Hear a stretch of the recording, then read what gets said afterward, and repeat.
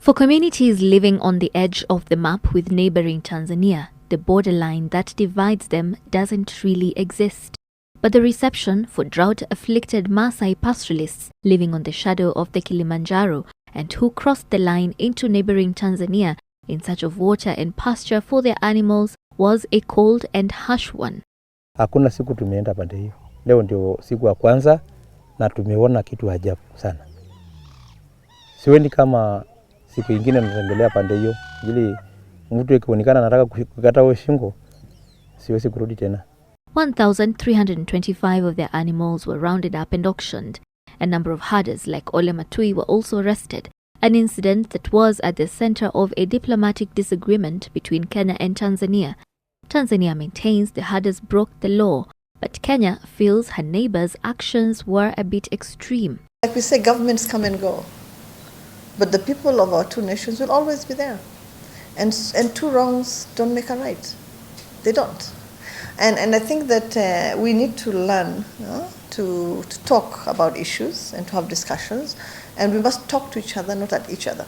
These actions were backed by Tanzania President John Magufuli, who Monday only slammed the door on any efforts of a peaceable resolution of the matter, with remarks to the effect that Tanzania was no grazing field for Kenyan livestock. In another recent incident, Tanzanian officials impounded and set alight some 6,400 chicks at the Namanga post in Longindo district of Arusha. Authorities there said the action was meant to curb the spread of animal diseases like bird flu. Kenya has now protested what it sees as Tanzania's campaign of hostility that blatantly disregarded the plight or interests of the affected Kenyan citizens. In a protest note delivered to Tanzania authorities at an East Africa community meeting in Arusha, Kenya raised concerns about her neighbor's policy shift that seems to condone the ill will expressed on Kenyan citizens and their business interests. We have protocols, we have ways of dealing with issues in the East African community that should work.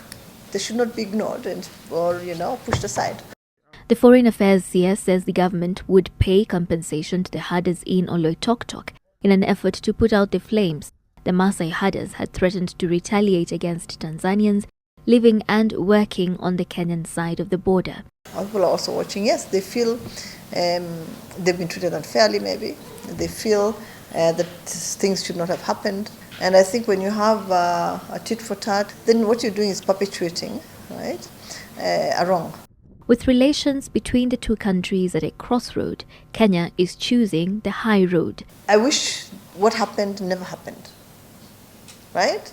I think we all wish that, but that has happened. So what we need to do is now make sure that our conversations can end up stopping anything like that from happening in the future. Amina says the two countries have to have candid discussions to ensure it doesn't happen again, while at the same time preserving their rich historical relations. Sheila Sendeo, NTV.